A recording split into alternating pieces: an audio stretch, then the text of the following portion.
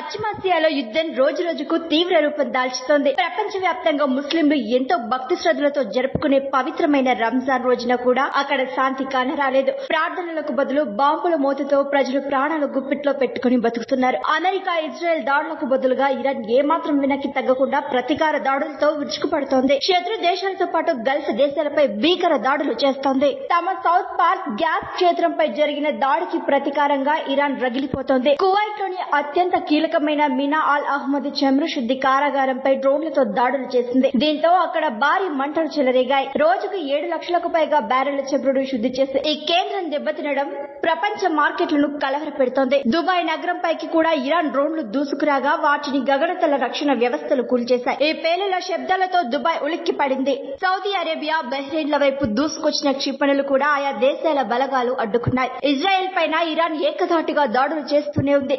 Jerusalem పాత బస్తీ సమీపంలో జరిగిన దాడిలో 2 గాయపడ్డారు. ఈ బాంబుల భయంతో అత్యంత పవిత్రమైన అల్-అక్సా మసీద్ను అధికారులు మూసేశారు. 1967 తర్వాత రంజాన్ ప్రార్థనల కోసం ఈ మసీదు తలుపులు మూసుకోవడం ఇదే తొలిసారి.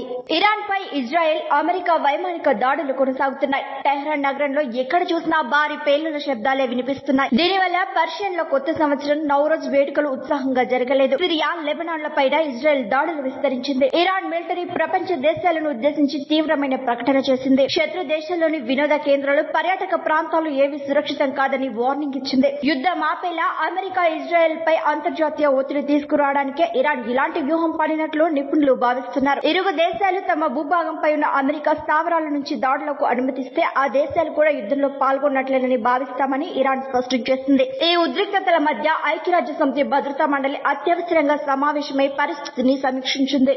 అయితే ఈ దాడుల మధ్య ఒక సానుకూల పరిణామం చోటు చేసుకుంది. అమెరికా అధ్యక్షుడు డొనాల్డ్ ట్రంప్ సూచన మేరకు ఇకపై ఇరాన్ లోని సౌత్ పార్క్ గ్యాస్ క్షేత్రాన్ని లక్ష్యంగా చేసుకోబోమని ఇజ్రాయెల్ ప్రధాని బెంజమిన్ నెతన్యాహు ప్రకటించారు. వాణిజ్యపరంగా కీలకమైన హార్ముజ్ జలసంధిని తిరిగి తెరిపించేందుకు అమెరికా ప్రయత్నాలు ముమ్మరం చేస్తుంది.